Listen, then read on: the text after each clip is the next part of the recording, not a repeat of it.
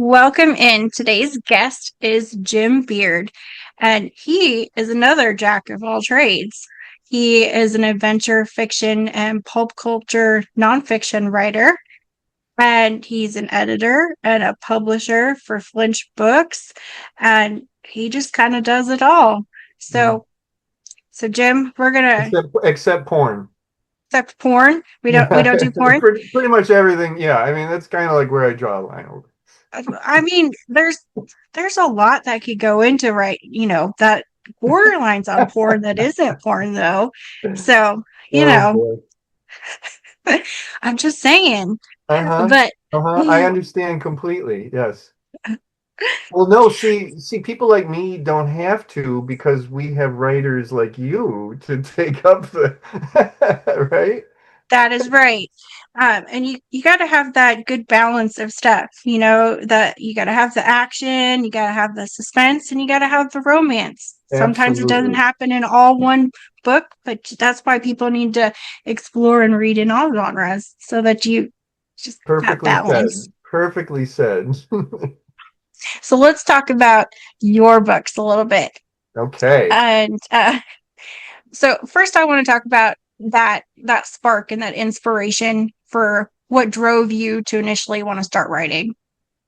Yeah, I started life as a visual artist when I was a kid and going as far back as kindergarten. I couldn't imagine being anything else but a visual artist. I had always been drawing and I was good at it, or at least I was better than all of my classmates, you know. So that went on for quite a long while to the point where high school and then going to college, I was still in that mindset, you know, but I knew that I had to do something more like graphic design, something more commercial, you know, to make a living. But my problem was is that I never applied myself well enough to it, and it didn't really work.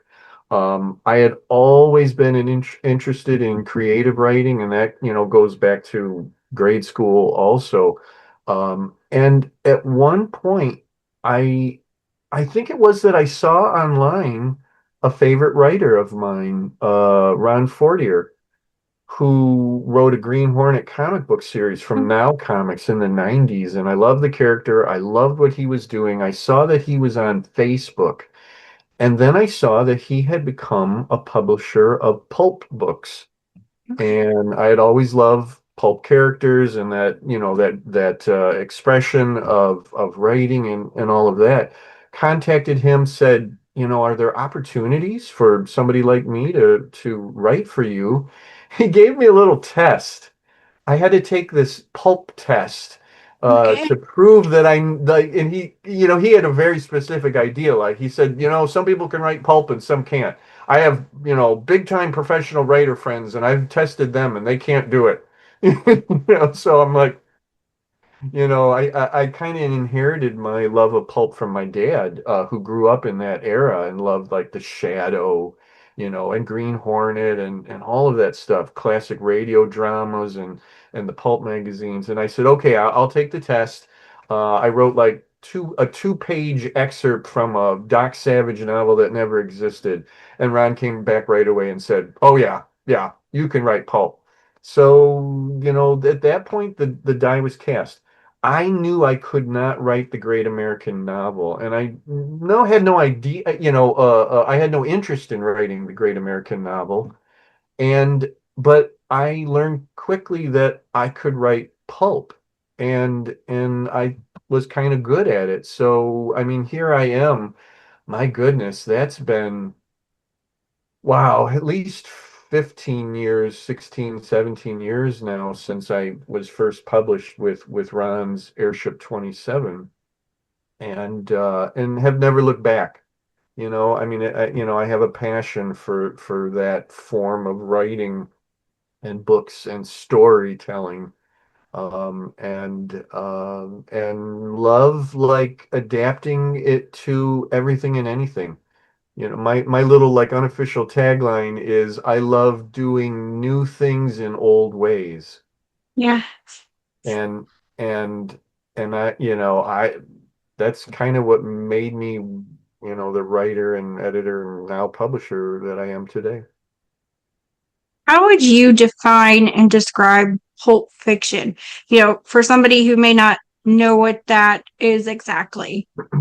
Yeah, and my publishing partner John Bruning, he's very passionate about this topic, and he and I are pretty much on the same, page with this because we have people in our very small community who have a very they know what pulp is. We all do in one way or another, but they feel like there's sort of a little bit more regimented thing about what it is. And John and I kind of are a little bit more loose with it, or we don't want to be locked down to one description. An easy way of saying it, and this is kind of what I do, and I think you said it already, is I call it adventure fiction. Mhm. And that's because pulp can encompass many different genres. Pulp's not a genre. I mean, for lack of a better term, it's a style. There can be pulp science fiction, there can be pulp westerns, there can be pulp horror, there can be pulp romance.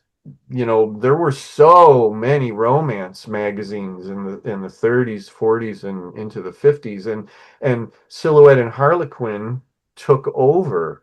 They became the modern day pulp magazines, come out monthly. Sorry about this. It kind of you get the same thing every time, whatever interchangeable characters and all of that. But pulp is like that too. But another way of describing it is machine gun fiction. It should be rat-a-tat-tat. Characters don't stop to ponder the meaning of life, usually. There isn't time for that. Pulp should be a page turner. Pulp should get to the end of a chapter and make you want to go on to the next chapter and stay up all night reading this book. A lot of times people call it story driven rather than character driven.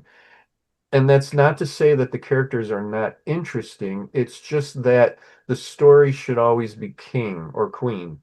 The story is of prime importance. It needs to take you along with it.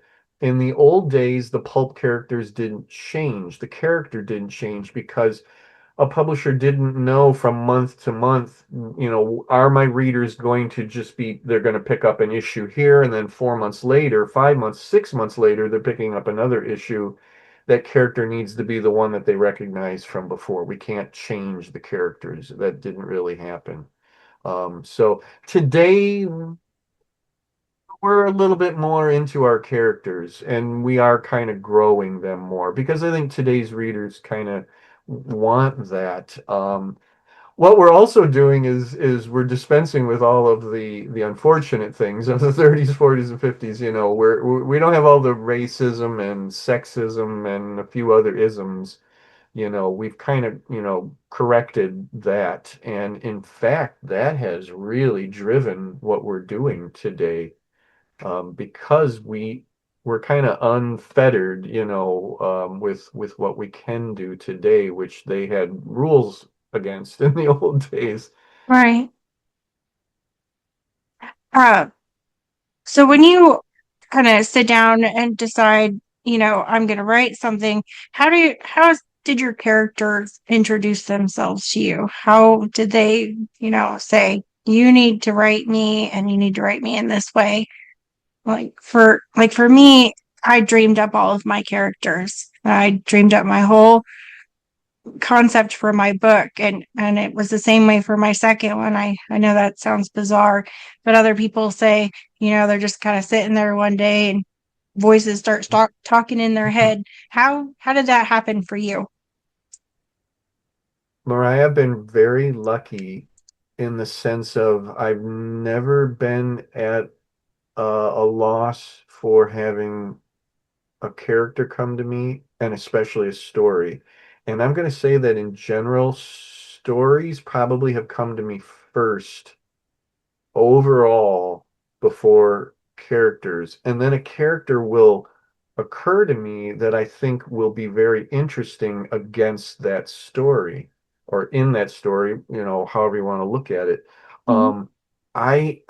Um, I've always been an idea person. And in fact, this is kind of funny is that it's the writing, the actual mechanical nuts and bolts, sitting down and writing and, filling that blank screen that has always been more difficult to me. Like ideas, I got a million of them, as they say, and I've got too many that I'm never ever gonna get to. Are you familiar with the saying, and they don't really know who to attribute it to, which is, I hate writing, but I love having written. Have- Yes. And that's I think that just goes along that's with me. being an Yeah, author. I mean, that's kind of yeah. always there. I have so many compatriots in my little community who feel the opposite, or they love writing, and I kind of did more in the early days, but I think as I've gotten older and more jaded, it's become a little bit more. It's harder, like that diligence of sitting down and doing it. I have to drag myself to do it. And once I'm in the groove, then I'm good. I need to set up that diligence every day and 1,000 words a day or more, and then I can do it. But as in terms of the character thing, the idea thing, the story thing, that all comes to me. And then when it does, and I get writing, that little magical thing happens where I think I know what's going on, and then the characters will start to talk to me, which is a little dangerous, I know, but we're all kind of like that, aren't we? And they sometimes tell me what they want to do, or who they are, and more times than not, I'll listen to them. Although I'm still the boss in the end, and I still need you to get right here, buddy. But what you do to get to that point, yeah, okay, I'll go along with it. Let's see if something interesting happens. And then I know I've hit a character, and I've fallen in love with a handful of my characters over the years, and sometimes look forward to getting back to them. Have you ever used a real life setting or a real life event that you have written into one of your stories? Yeah, and in fact, I think I've done that more than I haven't. I've written some science fiction, and and like the idea of complete world building from the bottom up. But more often than not, I've worked within a historical setting in some way or another, because especially for those first few years of writing pulp, I didn't really stray too far from the classic pulp era, which would have been like my stories tended to be set in the 40s, or like kind of like almost pre-World War II or right early World War II and stuff like that, because that's like the golden age, the 30s or Depression era or whatever. That's the golden age Yeah. of that. And then I finally realized, like, no, I can have pulp stories set in the 70s, or the 60s, and then that was when everything kind of took off. But I do love stitching in some real world thing, but not enough that it starts to sound like a history lesson. It's just enough to add some flavor to what's going on, but not enough to take over what's going on. I have a series with my other publishing thing that I do, Becky Books, called DC Jones and Adventure Command, which is set in the 70s, and they're globetrotters. So they a lot of times end up in countries where I'll have to do some research on the country, not only what the country is, but what was it like in 1974? Right. And it's like, aha, there was a dictator in charge, at that point. And obviously it's like in South America, and there are all these like generals who always had a military coup and took over, and so I will throw in just enough of that to set a tone for that chapter or two chapters or whatever, that the characters are, maybe they're like trying to avoid the troops, the army, who work for that general at that point, but they still get to do what they're going to do. They're looking for a hidden temple, or something like that. Mhm. Uh, but yeah, I mean, for the most part, I do like doing that, and outside of the world building, which isn't easy, right? I, it's almost better to just set it in the real world. I'm kind of touching along that right now. My first two books, are set in, the real world for, how it is right now. But I'm working on a paranormal romance, which is a little different than what I'm used to. And, it has to do with angels and demons. And it takes place, in the real world. But, there's with angels and demons, you have all of those uh celestial dynamics. And so Yeah. it's still taking the real world and twisting it and making it into something more fantastical, Yeah. and and I'm struggling in that just because it is so much different than what I'm used to writing in, which is the regular world that I live in. Two two things. I love the term celestial dynamics. That's really wonderful. And I may have to like borrow that or steal that or something because that's really good. Go for And it. then the second thing is that's not, it's not necessarily a bad thing to challenge yourself. Right, For one thing, it could illuminate something important for you, which is I am suited to write this sort of thing, or I am not suited to write this sort of thing. right, And maybe if that's the case, then you don't waste your time. I mean, I hate to say it, we only have so much time to write so many books in right. our lifetimes, and taking the time out to write one that just isn't working, is takes away from something else that might, I mean, it's taken me a long time to figure out the types of things that I feel that I'm best at and that readers are responding to, Hmm. which is important too, unless we're completely writing for ourselves. Do you write completely for yourself or do you care what readers think? I mean, yes and no. I write a lot of poetry for myself, but as far as the books that I plan on publishing, it's a combination of both because Mhm. I write the kind of stuff that I want to read. Like Good. I enjoy paranormal romance more than the typical everyday life romance, just because I like that that element of um I guess the supernatural, or Mhm. the unusual, um, and especially stuff that has to do with like werewolves, because in most of their books, they have mates, and I like the idea of that one person that you're meant to be with, Mhm. and how they don't stray from that person, unlike in the real world where you have, a lot of, a lot of romance and a lot of relationships, and sometimes on bad terms. And so I kind of like that paranormal aspect of it where people have that meant to be together relationship, and that destruction of the world to save this person. I don't know. Well, that's But that's great. And you know what? I can tell that you're speaking from a passion for that sort of thing. So, I mean, that's if you can find that, then that's kind of almost everything.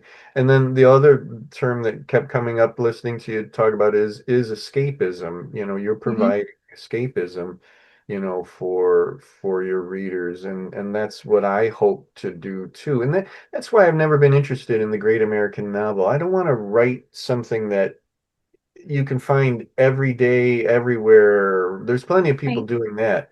I Yes. need to do something that A, yeah, I'd like to read, and B, that's going to provide, however long, a few hours, a few days or whatever, just some escapism, for my readers, a little, side venture on the Yes. mundane road of life.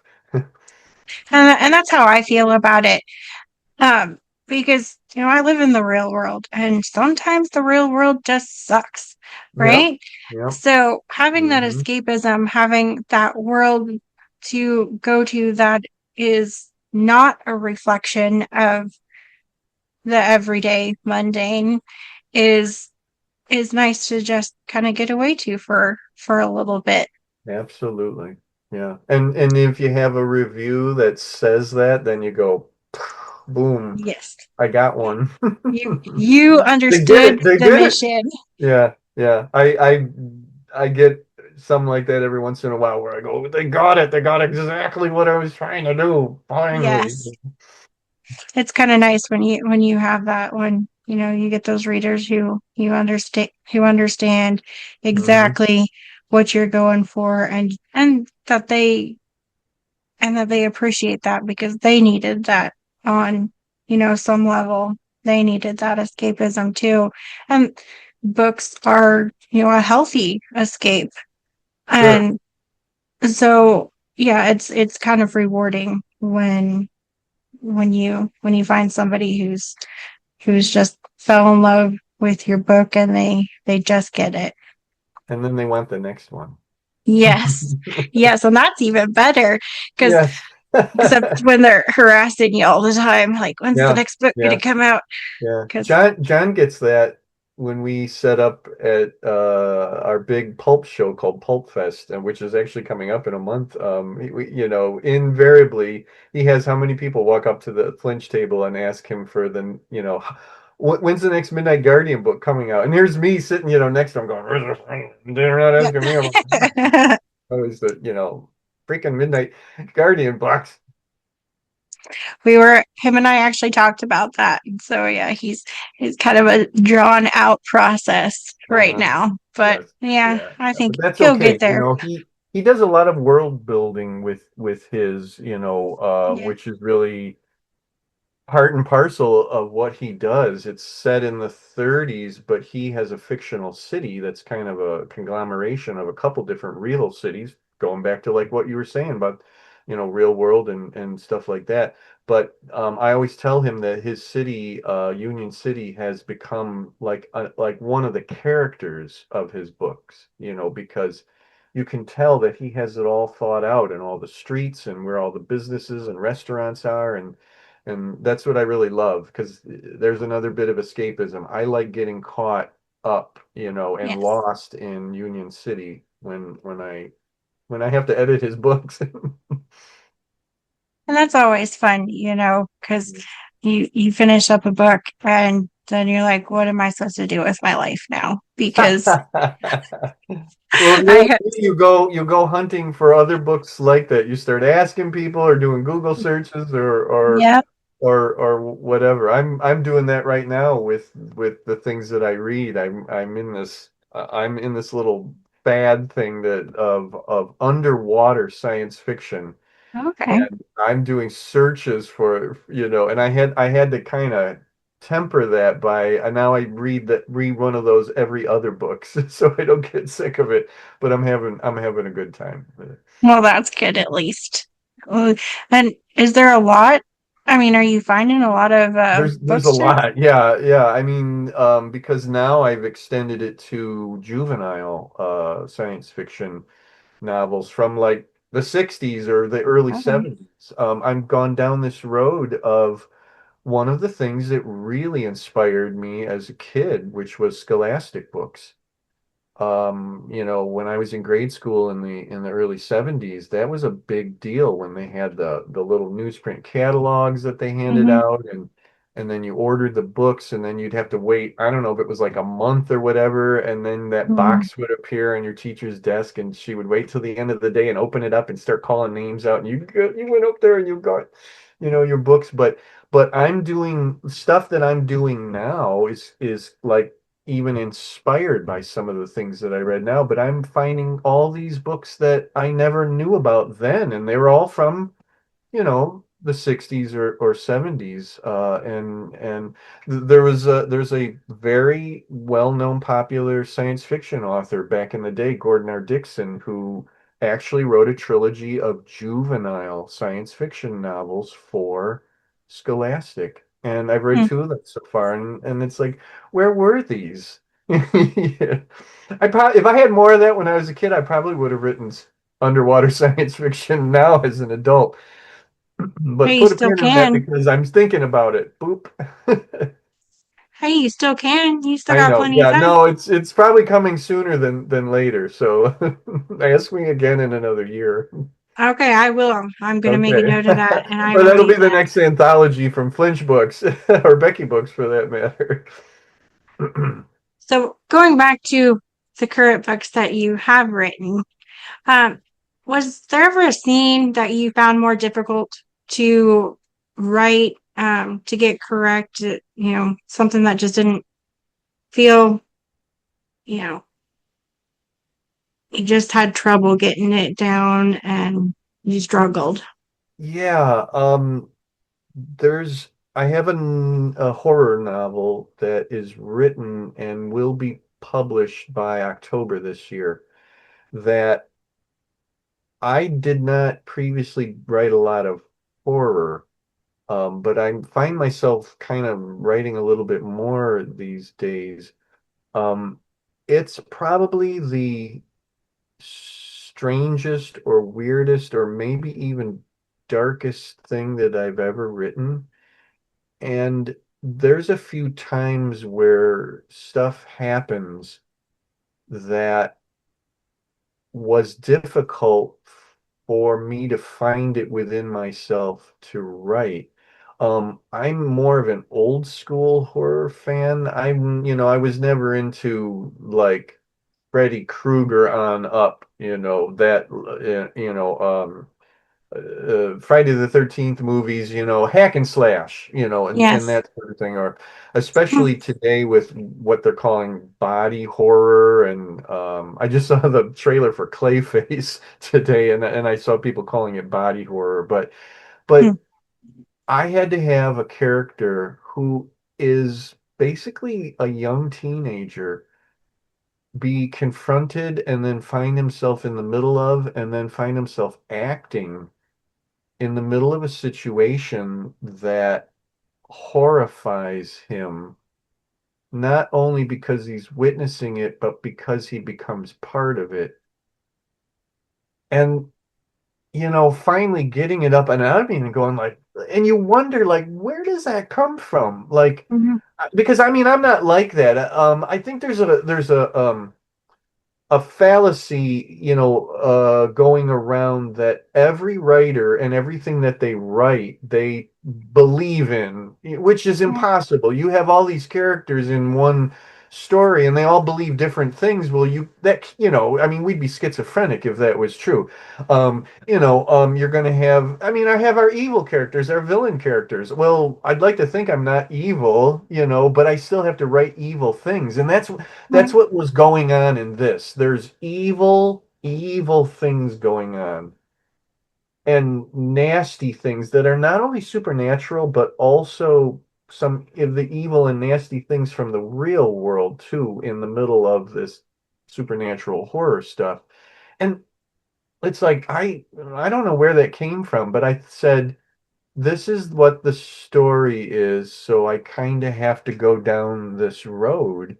I don't know how people are going to receive this thing when it's out because it's not, pleasant at times, and in fact, it doesn't. The whole overall novel doesn't really end that well, either.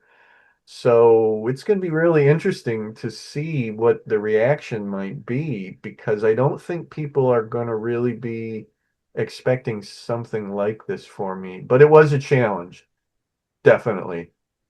Will there be more in that series of books, or are you It, just de- gonna it end depends it? on if people tell me they liked it or they absolutely hated it and will never, like, you're weird, Jim, that's damn weird dark stuff. Like, I don't know if I want to read your stuff anymore, and then I'll have to like promise them that I'm not like really like that deep down inside. I mean, Um, honestly, I would probably read that one. So, okay, I mean, and your audience, the more I've been saying it, it's like, yeah, you might actually, like that stuff. but The there would sa definitely be an audience out there for it. The sad thing is, or maybe it's actually a good thing, is that there are elements in it that people have. I've heard. I only ever watched the first 3 episodes of Stranger Things, and I didn't like it. It was not worth my time to keep going with it. I watched 3 episodes and it didn't grab me, and I didn't care for it. Even though in the early 80s I was playing D&D, and it still didn't really, hit me, I think, the way it is. I think I'm a little bit older than what they were aiming for, but maybe Maybe. not. But now, so this idea I've had for many years before Stranger Things ever came out. But like once I started writing it and I was almost done with it, I started to find out more things about Stranger Things, and there are elements that sound they sound familiar between the two. I have a feeling that someone's going to go like, "Oh, he's just trying to do Stranger Things," and it's like, no, Stranger Things is doing me, in some ways. But I mean, I don't know. I think it's like we all tap into to this undercurrent Hmm. of stuff. I mean, it's happened. I'm a big comic book fan, and it's happened in comics how many times where rival companies come out with practically the same idea at the same time, and they didn't copy Hmm. off of each other. It's just that they all plugged into the zeitgeist, at some point and kind of came up with the same great idea. I mean, they used to say great minds think alike, so I don't know. We'll see. It's the second volume of what I call Shutter Stories, which the first volume came out last year, and the main novella that is mine is more like what you'd expect from Shutter pulp in the 30s and 40s. It's that sort of story. This one that's in volume two is there's stuff in there that probably would not have ever been in the 30s and 40s. It's funny because it actually takes place in the 80s. There's another damn dumb thing that it's like, I swear to God, I did not copy off of Stranger Things. We'll see. I mean, I have actually never watched Stranger Things. I have it in Okay, my good for you. queue. Yeah, I have it in my queue because curious, but it's not something that I have ever decided I need to jump in and watch that. I have a lot of other things that I'd Oh, my camera's rather on. watch more. It is currently very close up on you. I know, you know what? There it goes. It's this automatic thing. I dropped my cap from my water bottle. I No, wanted it all the focus on me, Mariah. Me. you've got it too, like forehead focus and all. But I mean, kind of going down other, that other element and making it a little darker. I mean, you might bring in more, a different audience, introduce a different audience to your books, which That's isn't a true. bad thing. No, no, not at all. You just be reaching out to other people. So maybe, the audience who you've always had won't like it, but a new set of people will. And so I think it works out. Yeah, So I I, mean, I hope it does. There may be more of an audience for this one than there was for the first volume. The yeah. first volume I was trying to do something very specific, which was emulate a particular kind of horror story that would have been in the pulp magazines like The Spider and stuff like that, where it's not only horror things that are going on, but also like a city under siege, Mhm. buildings crumbling around people, and over the top villains, but also a lot of mayhem and people being killed a lot and a lot of blood. Well, some Yeah. people like that thing, I guess. So And then this next it's one okay. is far more intimate. There's literally, I think there's like 4 or 5 characters in the entire story, and it's a far more intimate story, and we're mostly in the head of the main character the whole time, who is a young kid, I think he's like 13 years old or something. Well, would you mind, giving some voice to one of your books and maybe reading us a passage? Sure, it's not horror. Is that okay? No, it is perfectly fine. It's not horror. Okay. So The book that I chose is Six Gun Legends, which is from Flinch Books, and I want to credit John Bruning for this. This was his idea for us to do a Western anthology. He's a big fan of Westerns, even like more so than me. I'm more of a fan of the Lone Ranger because like I have to have superheroes in my Westerns, you know? Yes. But he talked me into it, and we came up with the idea of having a book full of short stories from different writers where they're all the characters are larger than life. That they sort of have a legend that precedes them before they walk into a town, a la the Lone Ranger. Nice. So I was very fortunate that my characters ended up on the cover. This is who I call Mr. and Mrs. Smith and Wesson. Nice. Yes, that's a very clever name that I'm very proud that I somehow stumbled upon. And their real names are Raymond and Melody Frost, but they're known as Mr. and Mrs. Smith and Wesson. It's not a name that they necessarily like, but they just roll with it. People know them as that. All So right. the story is called Boot Hill Bondage. And just to give you a quick little setup, they've come to a town for they heard that a friend of theirs died. They came to town to pay their last respects, and they stumble upon something going on in that town, which is that children are disappearing. And this has been going on for a while. Ray and Melody are a married couple and they have a very unique relationship. They have a lot of sort of bantering and bickering between them, but they are very much devoted to each other. But they also find themselves in crazy, incredible situations, and they're like do-gooders, you know. Those like independently, well, not wealthy necessarily, but they seem to have means that nobody knows what they are, and they do this. So Ray has discovered a few things. He rides out of town to go get the U.S. Marshal to bring him back to town. There is a preacher in town named Reverend Baker who seems to be mixed up in what's going on. And Melody goes to the schoolhouse in town to talk to the school teacher and see if she can find out more about these lost missing children. But she's not getting anywhere with this lady. This lady seems very scared.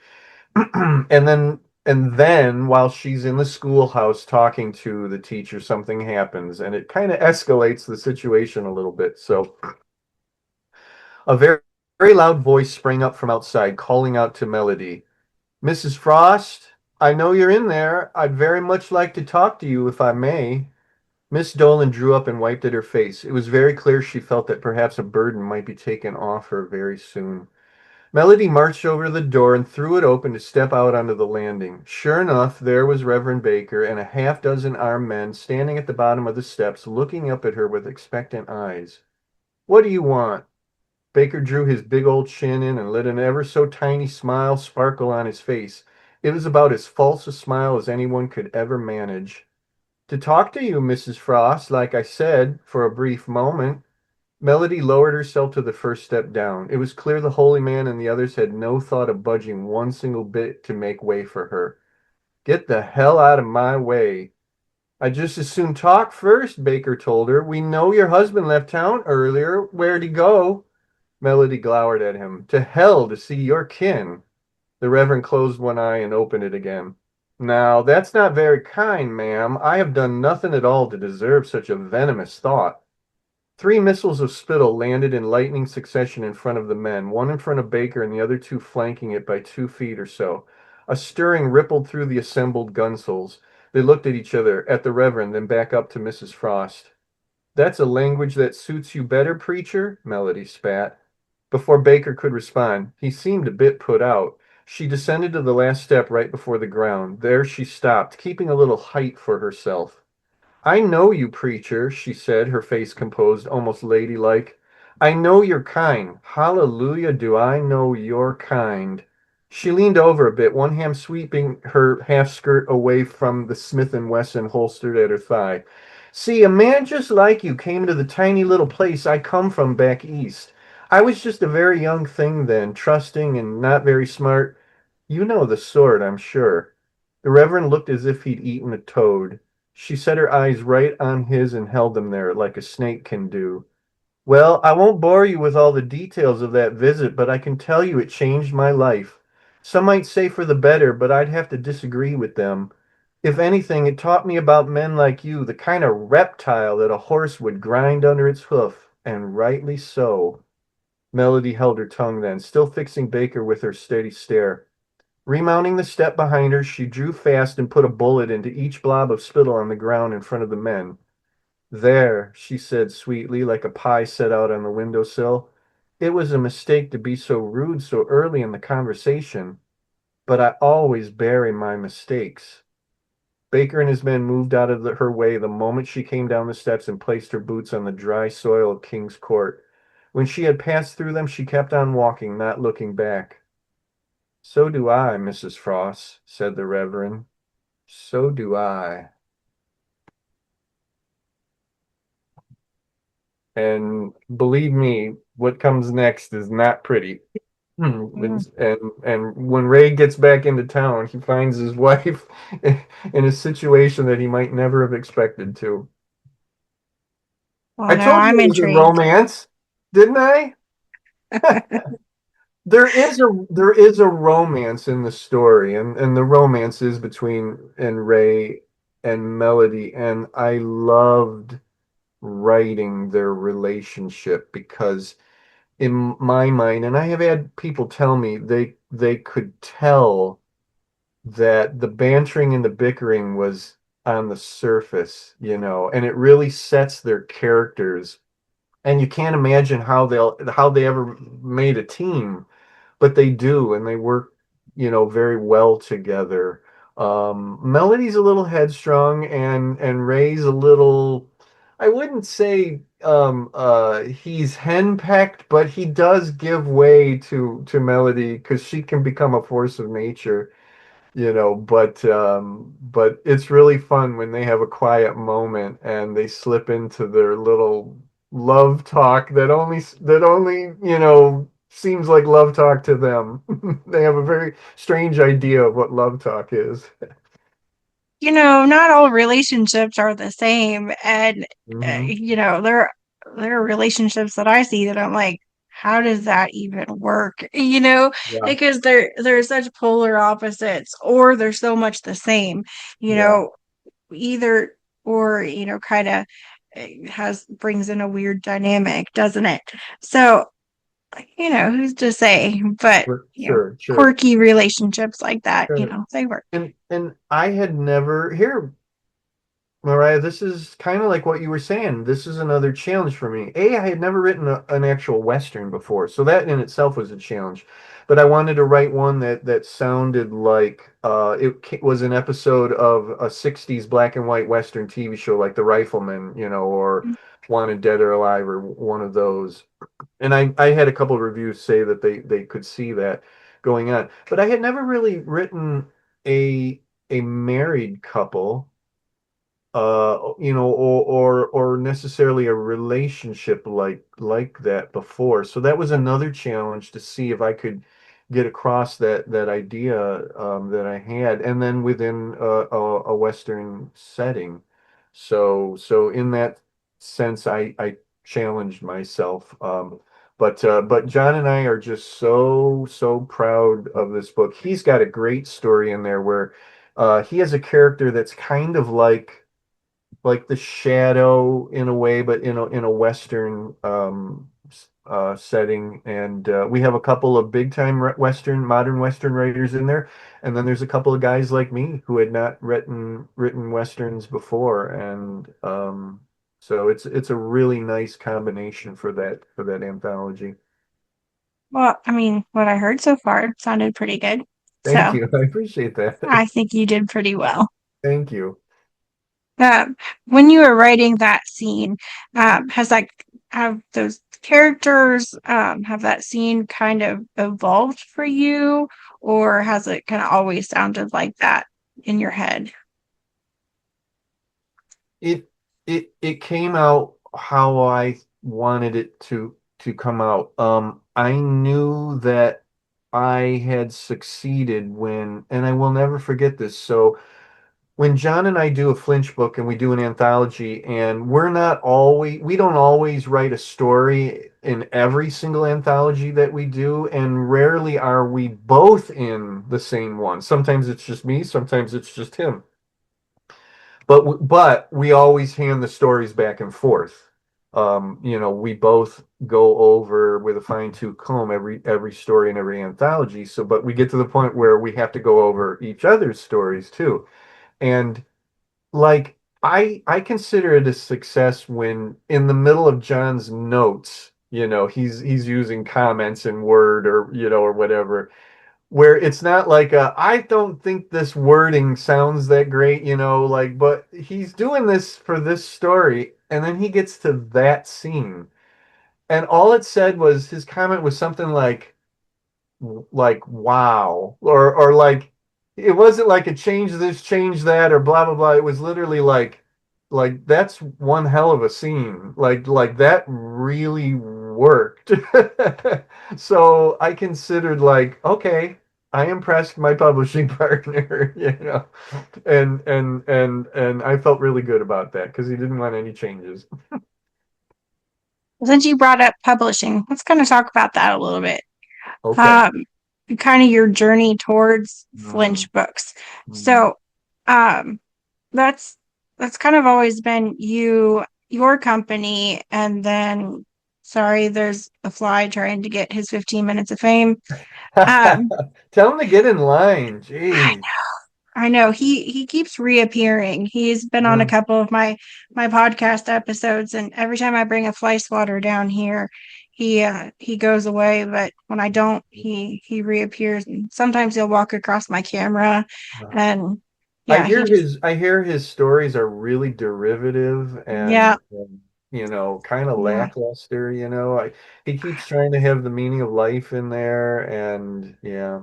But it's funny because all of his villains look and sound like you. I know, right? It's kind of insulting. Uh-oh, I think I can get a story out of this. Everything is story fodder. So I'm sorry, what was the question? Oh, as a So publisher. Oh, right, right, right, right, right, right. Okay, you were going to yes, say that it was my idea or something like that, right? um, well, yeah. So I mean, how did you kind of enter the publishing world? You know, as far as you are a writer, and Yeah, did you yeah. have struggles trying to get published with other publishers, and then you're like, I'm gonna start my own? How did that all come together? So I spent a few years writing for other publishers, and I mean, I was for the most part sticking with the small press, but like the main ones of the growing, still small pulp community at that time, and I was content with that.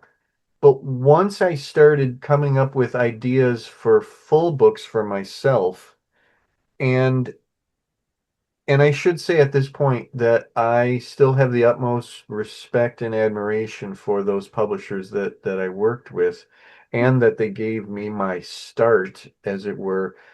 I realized kind of soon-ish than later-ish that there were things that I wanted to have more control over Mhm.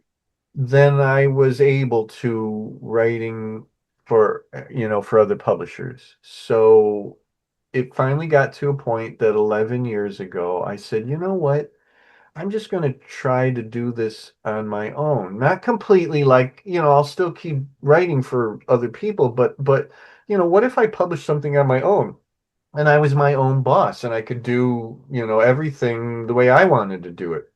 So I guess in some ways that's ego, but that's okay because writers we all have egos whether we want to admit it or not. But Well, I think you so have to. I think you have to. Honestly, I think that's really true. So I came up with an idea for an anthology. and I started assembling it, putting it together the way I figured it was done. But what I also learned was that I didn't have the skills and sometimes even the wherewithal to do certain parts of what needed to be done. And what a lot of that was like the again the technical and nuts and bolts things. Mm. I tend to be more right brain than anything. And so it stalled. And I got tired of it kind of sitting there because I had all the stories from other writers and everything like that, and there was just some parts of it that, like the like editing, like I could do that, but I knew it needed more levels of editing than just, what I could do, and getting the covers going and all of that, and I had to learn how to upload it to. At that time, it was CreateSpace, and which is no more. It's KDP now for Yes.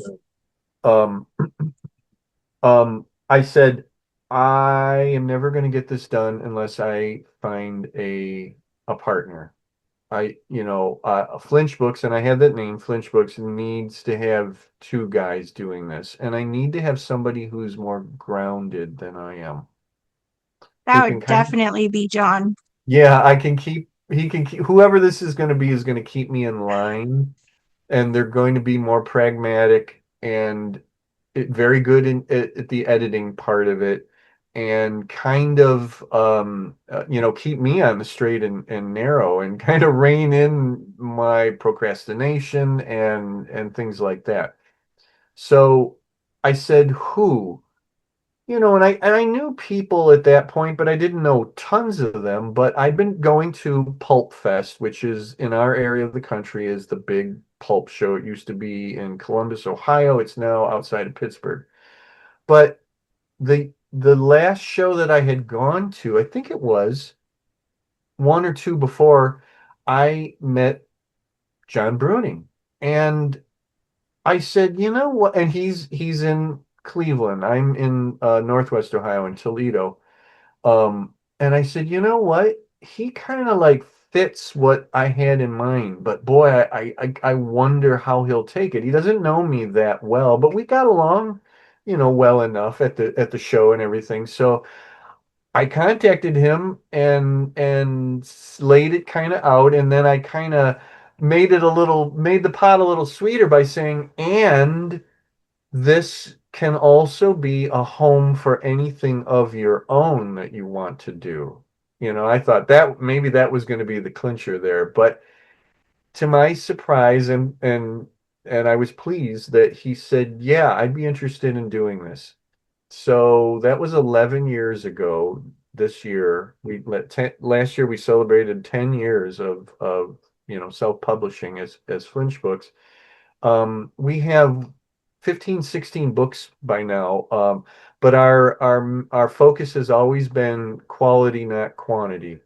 With our own schedules, we're both full-time employed and things like that, and budgets too, because we're paying for all of this out of our pocket. We said 1 to 2 books a year. We will publish no book before it's time, uh, and that's worked for us. Uh, we were never here to have 100 books in 10 years. It's more like 15 books in 10 years, which is just fine for us. But we get to do everything that we want to do and focus on the things that we think that sometimes are not the greatest in the greater community. We set out to have the best covers around. We set out to have some of the best editing around, and we also set out to have concepts and themes that maybe not necessarily everybody else is doing. Sometimes we are a little more traditional, and sometimes we're not. Sometimes we have a 1960s rock group on par with the Beatles that run around the world having, adventures like the Scooby-Doo gang. But then sometimes we do a more or less traditional Western anthology. And it's also the home of our main characters, his and mine. So his is the Midnight Guardian, a two-fisted pulp type character, and then mine is Sergeant Janus, who is an occult detective, a ghost finder, that's set during the 1920s. And there's 4 volumes of that. John is working on the 4th volume of Midnight Guardian. And that's where we are here today. Somewhere in the middle of all of that, Becky Books happened, and people say, well, why would I have two things? Why not just have one? But Becky Books grew out of the desire for I wanted to do a nonfiction book. And Flinch Books to this date does not do nonfiction. That doesn't mean that we're never going to, but it was a way for me to do a project like that on my own. And that worked out well. And to the point where then there were some fiction ideas that I had. And this is hard to explain, Mariah, but there are fiction ideas that to me are not Flinch Books ideas. And I wanted to do them, so I did them on my own. And there is a certain freedom in that because again, I'm my own boss at Becky Books. I can do whatever I want. Everything with Flinch Books goes through both of us. We don't do it unless we completely 100% agree on that. We just don't do it. It's a collaboration. And it's worked out great. I can barely remember. We've never had an argument or anything about, or I haven't had to twist his arm to do something, and he's never had to twist my arm to do something. If we lay down good, solid reasons why we should or should not do something, then that's how it has to be. But in Becky Books, I have me, and I kind of have what I call a silent partner. The Becky of Becky Books is my late wife. Becky passed away in 2019, and Becky Books are the unofficial tagline is cool books that she would have loved, and I run it through my memories of her and hear what she has to say. If she would have liked to read that kind of book or even be part of that because she was a writer herself, then I know that I have a good idea. I have way more books with Becky Books, although it's been in existence for a shorter time because it's more quantity than quality. It's not like Flinch Books where it's quality and quantity. So that's my publishing journey to date. Well, between the two publishing companies, did you have an oops moment? You know, a real a problem that was like, oh man. And so he really had to uh try and figure out how to fix an issue or a problem. And maybe it's funny now, but maybe he wasn't so much funny then. Not with Lynch books. And I think part of that is because I have a living, breathing, very creative, very grounded again, uh, partner. So we don't really have those moments because we talk through those things. We have flinch chats where it's usually me like, hey, can you get on the phone, today or over the next couple of days? And then we hash out those things that you don't want to just sit and type out in Messenger or email. So those really haven't happened. At Becky Books, there's been a couple of oops moments that were definitely not fun or funny moments where I ran up against problems with nonfiction books about certain subjects that the people, the companies who own those properties didn't like what I was doing and tried to shut down the books and at one point even shut me down as a publisher. Oh, Yeah, so, and I am absolutely still not laughing about it to this day. It was a bad, bad moment in time, and it was those first books that I did as Becky Books, where they were 3 books, of essays about the Batman, the 1966 Batman Adam West TV series, which is near and Hmm. dear to my heart. I made the mistake of assuming that what I was doing was under fair use, Mm. and You I didn't quite had, have the rights for it. yeah, not that I had the rights, but that what I was doing did not encroach upon their rights. Mm.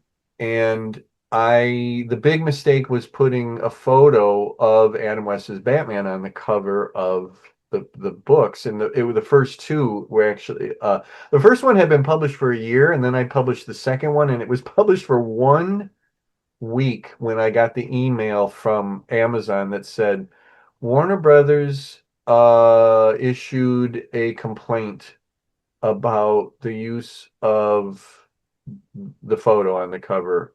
And then I also had artists who, for each one of the essays inside, I had them do a black and white drawing, a line art drawing from of characters from the episodes that are being talked about. And that all that was a no-no.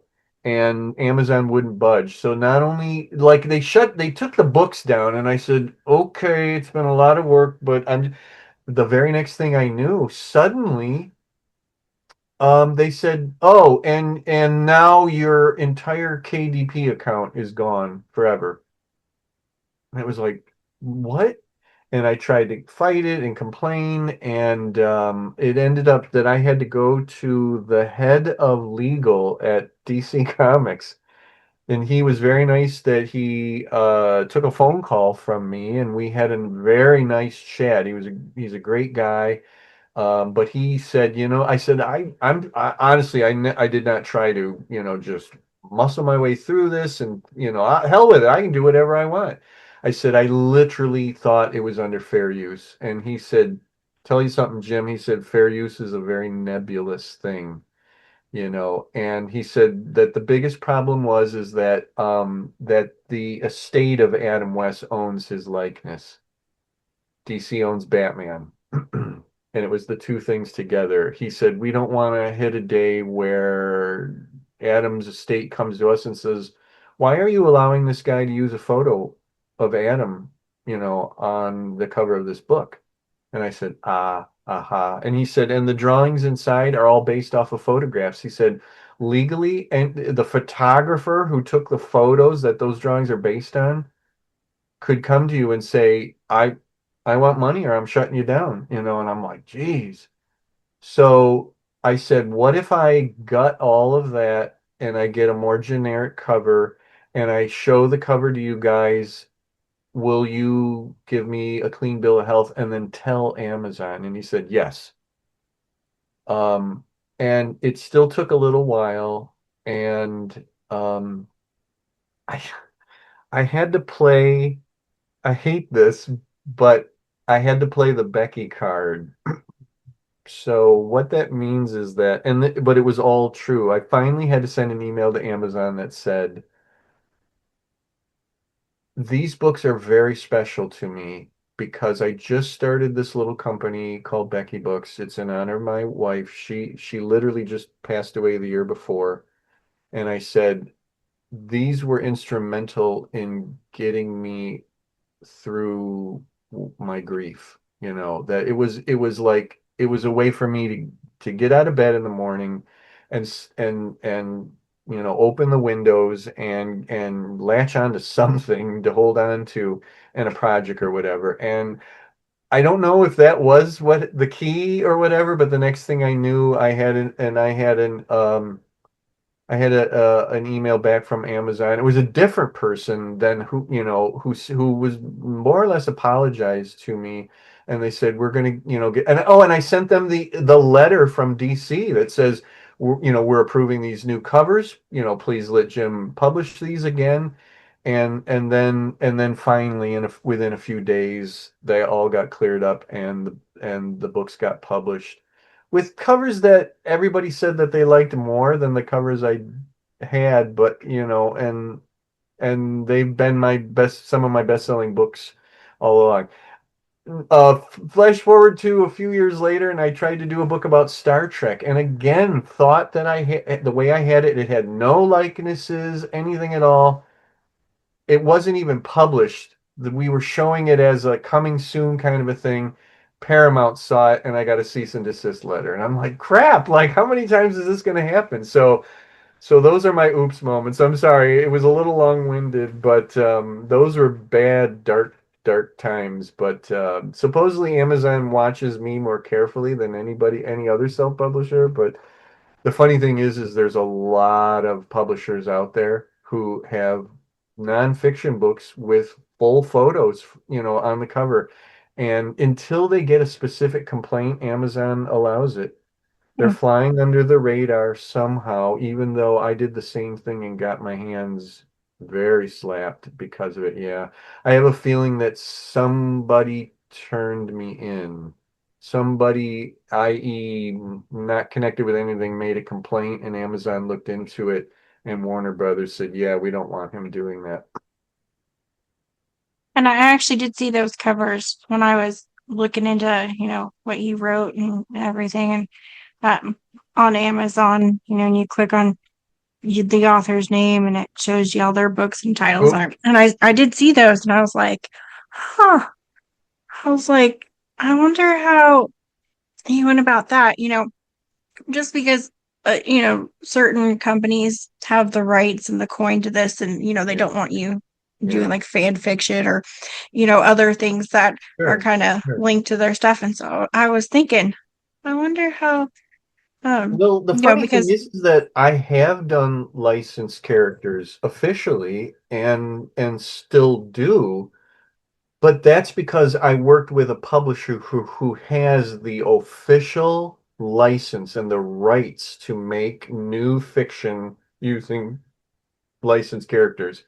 okay, So, and I respect all that. That's the funny thing is I'm a huge, huge, huge respecter of copyrights and trademarks and that all that happened to me still kind of galls me to this day because I'm right. going like no, no, no, I'm the one who doesn't do all that stuff and there's how many others that Mm-hmm. do and I've been very lucky because I wrote a Spider-Man novel, I've written a Green Hornet novel and short story, Kolchak the Night Stalker, I've written Ghostbusters comics, all that stuff, but it was all through publishers who have those rights. I would Right. never ever think of trying to do that Yeah. without having those rights, or working with a publisher who does have those rights.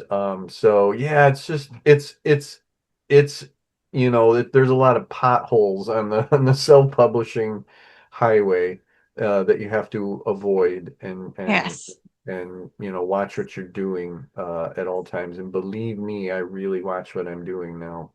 And that's never going to happen to Flinch books. I have I have that other person who watches out that I don't do that stuff. Yes. I have no doubts. Mm. Um, so going back to your writing a little bit, do you have like a non-negotiable writing habit? If I can get into that groove, yes. Because I am a procrastinator. I brought that up before. In fact, I'm a chronic procrastinator, a serial procrastinator. And I'm in the middle of that right now. I haven't written for the last few months. Um, but if I can get that first page done, that first paragraph even, start to fill that blank page, and then what I do is I say at least 1,000 words a day. Sometimes I don't quite hit that, but that's my goal. My other thing, and this came about more recently, is that I write in the mornings. I get up and that's the very first thing I do. Turn the computer on. I do not get online. I don't check my email. I don't check my phone. I don't check anything. I open it up, open up Word, and I start writing. And I write until I get past that 1,000 mark. And then you know what? Then I have the rest of the day to go to work or have a day off and do this, that, and the other thing. And the feeling is so wonderful. Like the relief, like I got my writing done. I don't have to worry about it for the rest of the day. The funny thing is, by the end of the day, I have already outlined and sketched out the chapter that I'll be writing the next morning. Where that's already done, I can get up and go right into writing that chapter. And I'll tell you something, most times I'm coming up out of sleep and I'm already writing that chapter. I'm already writing that first sentence, that paragraph. That's when I know I'm in the groove. When me, the Mr. I hate writing, but I love having written, um, jumps up out of bed and cannot wait to turn the laptop on because it's burning a hole in my brain that I need to sit down and start that. It's that like that cat, that goes like this and boom, boom, boom, boom, boom, boom, Yes. boom. And by the way, Mariah, I don't type. I don't know how to type. I've never learned how to type. I You're do a two. hunt and pecker. Is Yeah, that what and they call it? Yeah. definitely, yes, that's totally me. And somehow I do it. I've had people see me do it and say, "How can you, use two-finger typing and go that fast?" You know, but that's my non-negotiable thing. If I want to do it, and this January I wrote an entire novel in January, and I've never done that before. I wrote the fifth novel, the fifth volume of my DC Jones series, and I had 24 chapters outlined, and I wrote a chapter a day, which is really unusual for me. And sometimes they were, 2,500 word chapters. Yeah. And it just, for some reason, flowed out of me that it was a little less than a month. It was, 24, 25 days that I started right in on the editing process, and the month was not done yet. I was amazed at myself. And then, of course, right after that, I got lazy again. And here I am, at the end of June, saying like, yeah, one of these days I'll get that back, but I know that I will. And when I do, there will be those non-negotiable rules again. It'll be, right in the morning and have everything ready for the next morning's writing. And you have to write at least 1,000 words. And whether that's a 10,000 word short story or a 65,000 word pulp novel, or whatever, that's the way it's got to be. I actually owe a short story to Flinch, but don't tell anybody that. Your secret is safe with me. Good. So outside of the writing, Mm. who are you?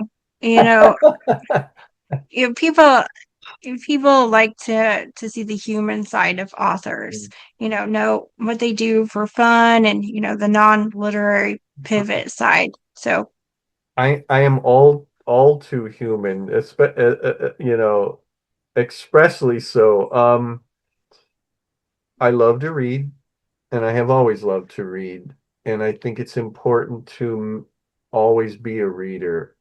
I think it's important to being a writer. Um, I do try to not read something similar to what I'm writing at the time because I'm always concerned that some part of what I'm reading is going to creep into, what I'm writing. So that's important to me. that's Um, my non-negotiable. And ah, I'm big good, with that. I cannot read, good for you. especially romance, while I am writing because Yeah, I'm afraid of that. that's probably a good idea. Um, I, I, I very recently stopped a few hobbies, and one of them was a lifelong buying and reading new comic books. I have been a fan of comics since I was about 4 or 5 years old. So 1969, 1970, 71 in there. And when my dad stopped buying me comics at some point, I just picked that up myself. And, that was probably like the end of the 70s going into the 80s. And up until last July, I had done that every week. And I finally got to the point where I said, I'm not really enjoying this like I always used to be. Something's that maybe I have finally outgrown new comics. I still love the medium, and I'm totally devoted to it and the characters. but I said, I think I can do it. My comic shop owner guy is not going to be happy with me, but I kind of had been saying things to him like, like I'm starting to feel that, and but I did kind of surprise him that day. And amazingly enough, I was able to do it. I walked away from it, and it's almost been a year now, and I'm okay. I don't overly wonder what's going on with Batman these days in modern comics, but I still buy some vintage comics. I'm still, reading vintage comics. It's just I don't follow what's currently going on. Still go to the movies. I went to Supergirl today, for God's sakes. So that's another thing that I still do on the side. I also stopped collecting a lot of the things that I've always collected all along because I got to the point where I said, I don't need to do this anymore. It was when I hit 60 last May that I said, you've collected enough. You don't need to spend money on this anymore because you're starting to have things that you place on a shelf and you're not even really looking at them? Hmm. So what the other thing that happened was I turned 60. I took myself to Disney World for my 60th birthday. My birthday happens to be, of all things, Star Wars Day, May 4th, May which 4th. is which is official Star Wars Day. And Yes. I said, you know what? On my 60th birthday, I want to be in Galaxy's Edge to celebrate my 60th, birthday on Earth. My wife and I loved the Disney parks, although we rarely ever got to go. It's like very expensive. It is. But Yes. what happened was when I got back from that trip in May, all I could think about was that I needed to go back. I found out that I could do it by myself. There were moments where it were sad and, but I felt like she was with me. But I said, I can do this. But how can I do this? How could I maybe go once a year? And there are ways to do it. There are lesser of their resorts to go to. You can go when there are ticket deals and you can find ways to do it. And being just me, it's just one person, it's not as bad.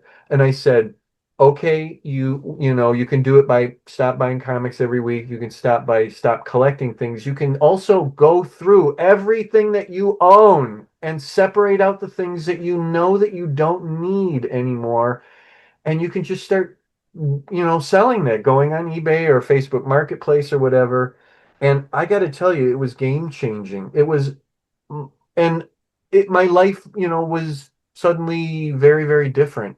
And also I kind of tried to ramp up my writing and publishing so I could make a little bit more on that too. That all changed. So things that I had done in my personal life for decades, I set aside and I found it within myself to do it.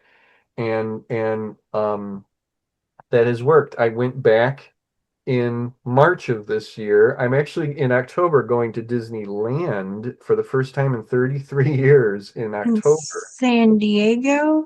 It's in San Diego. Anaheim, near LA, near Los Angeles, Okay. Anaheim. Yeah, that's the original park. That's like literally the one that Walt built with his own hands, and walked around. But reading is a huge thing for me. I still go to superhero and Star Wars movies. I don't watch a lot of TV unless it's like retro TV. I watch MASH almost every day. Toledo has a big part in MASH because one of the actors is from Toledo, and Okay. he made his character from Toledo, Jamie Fireblade Klinger. So, MASH I've always loved it, and it's on 6 days a week here. In fact, I'm always looking at the clock to see, wait a minute, it's not 6:30 yet. MASH isn't on yet. It's funny. I guess I'm kind of boring in a way. I don't do a lot of stuff, publishing or writing is kind of takes up some time and reading all the time and stuff like that, and then and going to Disney World. My joke now is like, please buy a book from me so I can go to Disney World again. Right.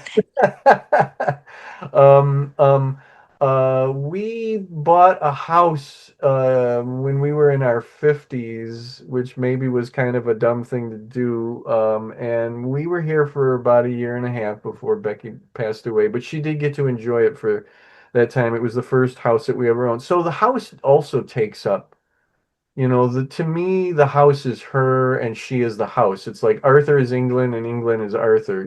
It's Yes. kind of a stand-in for her in many ways. So it's maintaining this house. It's me still every day learning how to be a house owner and what that entails.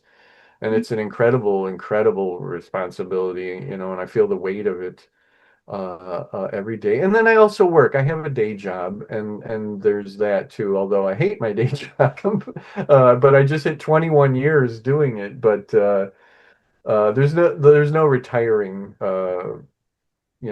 for me. So that's my boring life. Well, thank you for sharing all of that with me. Okay, yeah. It's probably a little bit more than you wanted, but That's okay. I'm gonna wrap things up. Um, but before we say goodbye to you, would you tell everybody where they can find you on socials and more importantly, where they can find your books? yeah, so first and foremost, go to Amazon. Put my name in under books, Jim Beard, and my Amazon author page will come up. Please scroll through all of it. I mean, what you see on that first page is generally going to be like maybe the things that have sold a little bit more. That's usually the way that it, like, defaults. But please, I mean, there's how many pages of it? I've probably been published maybe close to 100 times now. I Um, did see quite a bit when I was yeah, looking through it. yeah, and I mean, and that also counts like articles I've written for magazines or newspapers and things like that. But that's the main place to go. You can also go to, and John and I are super proud of this. We now have the official Flinch website, and that's flinchbooks.com, all one word, FLINCHBOOKS.com. We are so proud of that. You will see all of Flinch books there, and they also are all linked to, they go to Amazon, when you click on it. And there'll be news about what we're doing, if we're going to be at shows and things like that. Becky Books does not have a website yet, but we're on Facebook. It's the Jim Beard and Becky Books page on Facebook, and you'll always see news about Becky Books, but also things that I do that are not Flinch books, if that makes any sense, and are not necessarily Becky books. So if I'm going to do another licensed book, like I was recently, once again, in a Kolchak anthology, so I'm going to talk about that kind of, stuff there. As far as the socials, it's usually at writer Jim Beard, all one word. I'm on Blue Sky and I'm on X. I'm not on Instagram and all those other things because I'm old. It's enough, you know what? It's enough to keep up with Facebook and Blue Sky and X, you know. But you can send me a messenger message on Facebook. You can send me, a DM or a PM, as we used to say, on Blue Sky or X. There's also an email contact thing on flinchbooks.com. And then the other place that you can find me on the web is I have a Doctor Who podcast Okay. called The Doctor's Beard. I didn't name that. My podcast partner John Drew named it that, but it's the Doctor's Beard podcast. And what we're doing is we have gone through every single classic Doctor Who story, and every episode of our show is us reviewing that. We started at the very beginning, almost 3 years ago, with the very first 1963 story, Oh, and went in wow. order. And we are in the very last season of classic Doctor Who. Sylvester McCoy, season 26. We just reviewed the very first story. We have three more to go. And then it ends, and then we are gonna do the Paul McGann TV movie that was in the 90s. And then it Mm. looks like we're gonna make the jump and start doing so-called New Who, but New Who is over 20 years old now, and So we'll Right. start with Christopher Eccleston and move forward to, from that. So it's been one incredible journey, but that's anywhere where you can find podcasts, it's on Apple and all that. And it has all, if you're a fan of classic Doctor Who and you have favorite stories, you can find our review of, well, tw 25 years worth of Doctor Who, Oh, however long wow. that was. It's something like 25 years of, yeah, it is because what am I saying? It's like a season a year. So it's 25 years. It's 26 years where we're at right now. That is a lot. That's a Yeah. commitment. Yeah. Well, Jim, thank you so much for coming on the show with me today. Thanks. I This have was fun. appreciated, yes, Thank all you. your Thank candidness. I you. appreciate it. You're the only person that's ever said that to me that Really? that, that liked my candidness. I appreciate that in Uh, people. there's no other I way to do. be, right? I Right. I mean, otherwise you're just faking your way through it. And, Mhm. you just need to be yourself at all Yeah, times. yeah, no, I admitted to trying to rip off Warner Brothers, right? That's right. You did. So, you So I can't don't know go how a much whole more lot of candid I can get than that. I admitted to trying to start a publishing company without having any idea what the hell I was doing and having to ask for help from somebody else. So see, yeah, Mhm. that brutal, that awful honesty that, we all have to wear sometimes and just kind of let out there. And before I forget, the best of luck on your continuing, journey too. Stay the Yeah, course. Don't procrastinate like I do, and do what you love, and just keep moving ahead. It sounds like it's been an amazing journey so far. it has, and I appreciate that. All right, Jim. Well, um, hope that we can sit down and chat again sometime and maybe even do a live event. Yeah, that would be great, and maybe even have John and I, on together, and then you can really get the Ray and Melody Frost relationship. That's right. I could The really throw bickering and the you in. bantering with that underlay of love in there somewhere. You and I could really like tag team it and go Yeah, after yes. him. Yes. Hey, wait a minute. I think I was promised some embarrassing questions. I don't remember anything terribly embarrassing.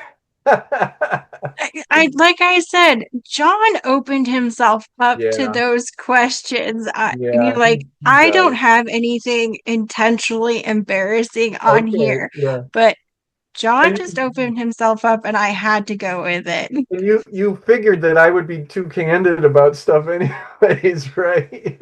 No, but There's no you need to, did right? great. That's All right. right.